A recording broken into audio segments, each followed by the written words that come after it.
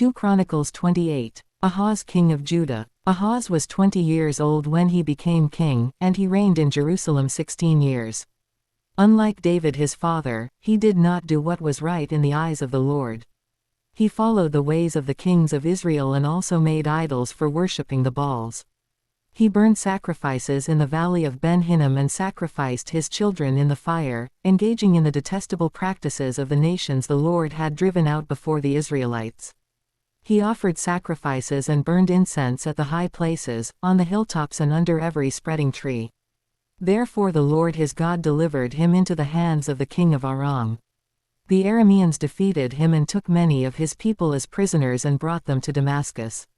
He was also given into the hands of the king of Israel, who inflicted heavy casualties on him. In one day Pekah son of Remaliah killed 120,000 soldiers in Judah, because Judah had forsaken the Lord, the God of their ancestors. Zichri, an Ephraimite warrior, killed Maaseiah the king's son, Azrikam the officer in charge of the palace, and Elkanah, second to the king.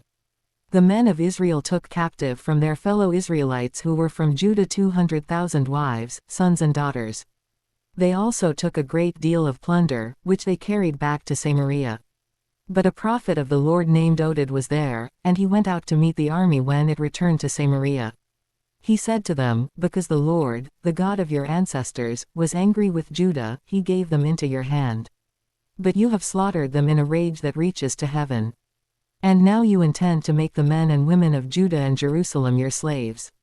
But aren't you also guilty of sins against the Lord your God?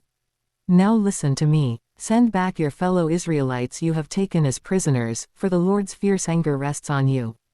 Then some of the leaders in Ephraim, Azariah son of Jehohanan, Berechiah son of Meshillemoth, Jehizkiah son of Shallum, and Amasa son of Hadlai, confronted those who were arriving from the war. "You must not bring those prisoners here," they said, "or we will be guilty before the Lord. Do you intend to add to our sin and guilt? For our guilt is already great, and his fierce anger rests on Israel." So the soldiers gave up the prisoners and plunder in the presence of the officials and all the assembly. The men designated by name took the prisoners, and from the plunder they clothed all who were naked.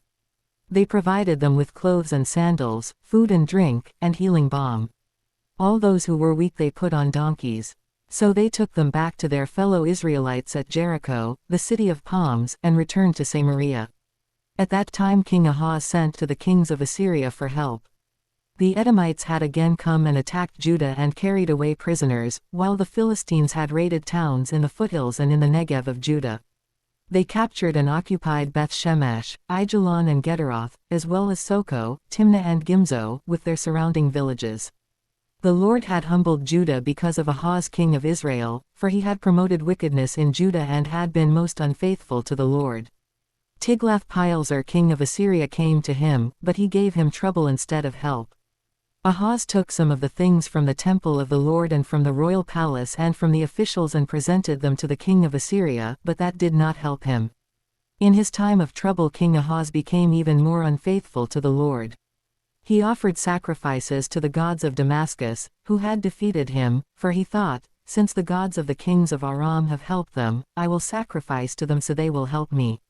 But they were his downfall and the downfall of all Israel. Ahaz gathered together the furnishings from the temple of God and cut them in pieces. He shut the doors of the Lord's temple and set up altars at every street corner in Jerusalem. In every town in Judah he built high places to burn sacrifices to other gods and aroused the anger of the Lord, the God of his ancestors. The other events of his reign and all his ways, from beginning to end, are written in the book of the kings of Judah and Israel. Ahaz rested with his ancestors and was buried in the city of Jerusalem, but he was not placed in the tombs of the kings of Israel. And Hezekiah his son succeeded him as king.